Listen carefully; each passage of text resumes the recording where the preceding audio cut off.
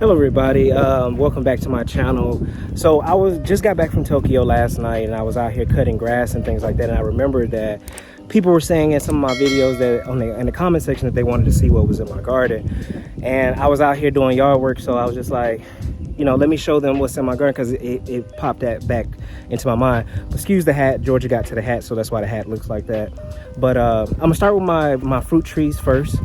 And some of these I'm gonna let you know that I bought this year, so that's why they look a little bit smaller than the others. But this is one plum tree that I bought this year right here, and it's about 6 feet tall now. I bought it 2 months ago, and it's doing really well.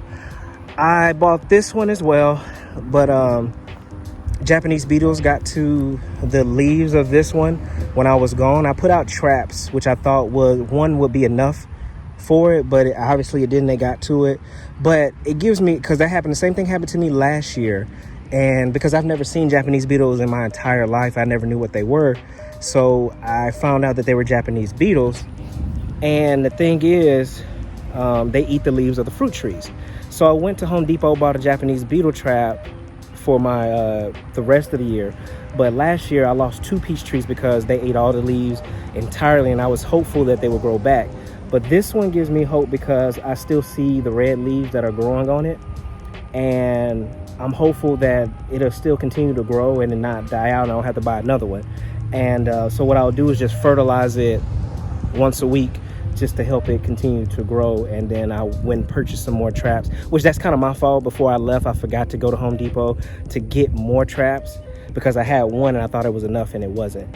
And also with plum trees, you need 2. More than one, I should say, not just 2, but more than one, because they're not self-pollinating. So you have to buy 2 of them so they can pollinate with each other. Now, this is the other one that I bought last year. This one is almost a little bit over 7 feet tall.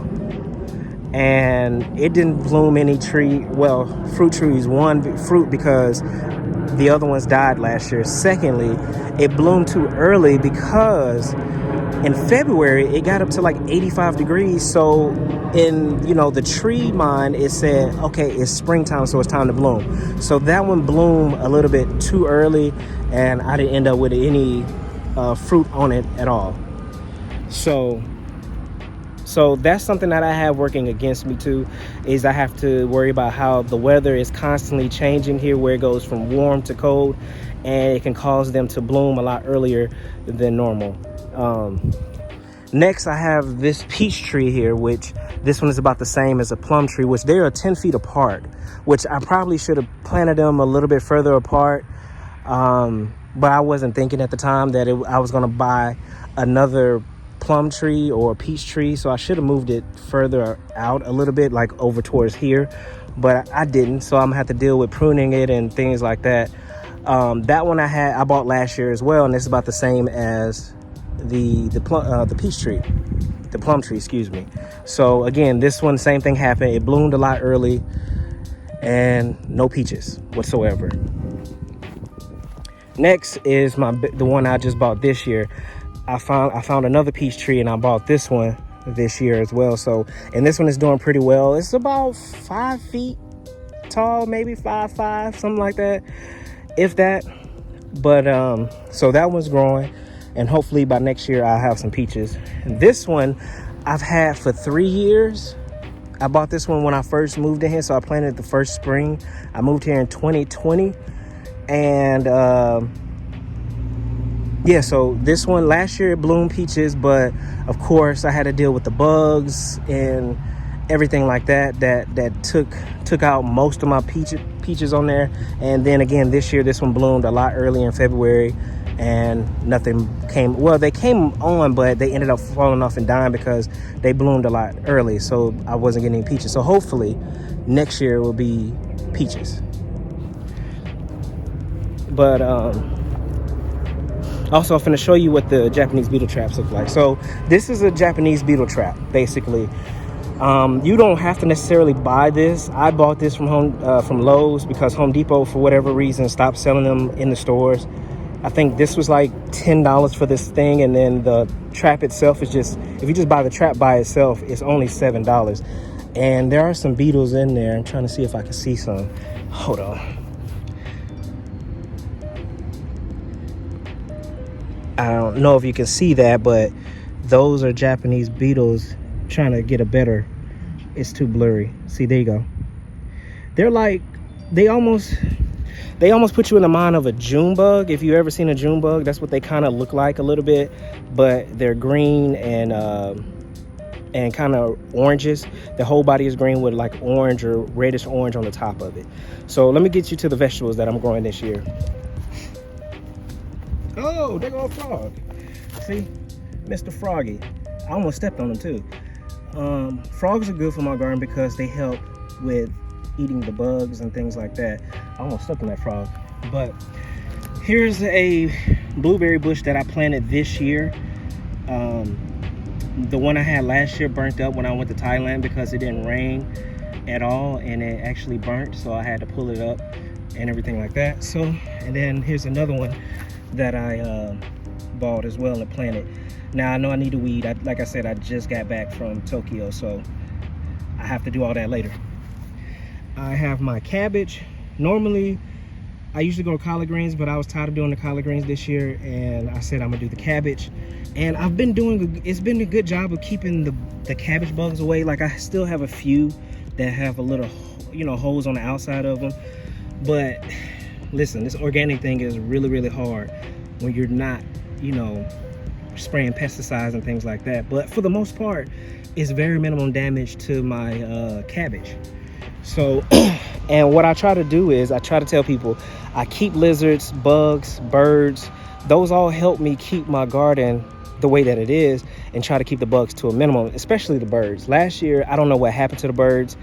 I didn't see a lot of birds, and I was like, this year, if I didn't see too many birds, I was gonna basically buy some wild bird feed and put like bird feeders up there because I need the birds, because that's why I try to keep my grass cut as low as possible, because Japanese beetles, their larva is in the ground.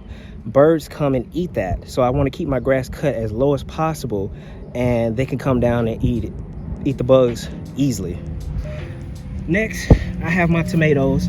Again, I need to weed, you know, pull up the weed and everything, so don't judge that. I just got back again. I need to prune some of these dead leaves off, but see, as you can tell, I have my tomatoes growing really well. See, here's another one right here, another two actually. And also, what you want to do if you're planting tomatoes, you want to put basil in between your tomatoes, because the smell of basils the bugs don't like the smell of basil, so it keeps them off your tomatoes. And honestly, I've never done it before, and I've seen on a show that somebody did it, and it's been working so far. I haven't had the same bugs trying to eat my tomatoes like I have in previous years. And if you're trying to start growing like you don't have a green thumb, buy tomatoes. Tomatoes are probably like the easiest thing that mostly everybody grows. You can go find those at Home Depot very, very easy. And just grow them, you know, on your balcony if you have an apartment. Just make sure you water it and get enough sun, and then move to something a lot bigger. This next crop I've been trying to grow for like the last 2 years, and the first year it was partially my fault because I didn't plant it the right way. Second year, again, I went to Thailand. That kind of messed up everything. It didn't rain and the crop burned. So I've been trying to grow corn since I've moved here. And the first year I planted them all in a row, versus you're supposed to plant them in like a box and they bunched up together so they can pollinate. This helps pollinate the corn. So you want them all together. And you know, and I'm gonna try to keep growing it until I actually successfully get corn. Now, carrots, you can't see them because the weeds have grown around them, and I'm kind of scared to pull the weeds that are around them because I don't want to pull up the carrots. So I can't show you the carrots right now because I just watered them, and the leaves of the carrots are laying flat so they blend in with the weeds. This next crop, I've been successfully growing okra since I started. To me, okra is probably the easiest crop to grow because okra loves sun. It doesn't need to be watered a lot, and it grows quickly. So as you can tell right here, I have some finna start growing soon. So probably by the end of the week, I should have okra to cut, and I'll be ready to eat. As you can see right here, there's some more that are growing. And again, there's not too many bugs that eat okra leaves or anything like that. But so this crop I've been successfully growing every year since I've been here without a hiccup, just because it loves heat, it loves to just the sun, and it grows fast. So I'm cutting okra every time I come on a trip. I'm cutting okra to eat. I have to give it away because it's so much. So, but that's all I'm growing this year. I'm not trying to do too much. Oh yeah, I forgot. I have asparagus growing, but asparagus is one of those things that takes years to grow. But those right here are my asparagus that I planted last year, and I think it takes about 2 to 3 years for you to actually really get some crop from asparagus. And you know, it's just the waiting game for me with the asparagus. So, but other than that, that is all that is in my garden. That is all that I'm gardening this year. Next year I might do the same thing. Might switch out from, because I love cabbage. I can eat cabbage all day, every day. But I might not do tomatoes next year. I might do some other crop, like might go back to doing squash and zucchini, possibly. But there's a lot of problems with that as well. But other than that, that's all it is in my garden. If y'all have any questions or any tips, be sure to leave them in the comment section below. Feel free to reach out if you have any questions for me. I'll be gladly to answer them. As always, take care. Hug on the ones that you love. Tell the ones that you love them. I'm out.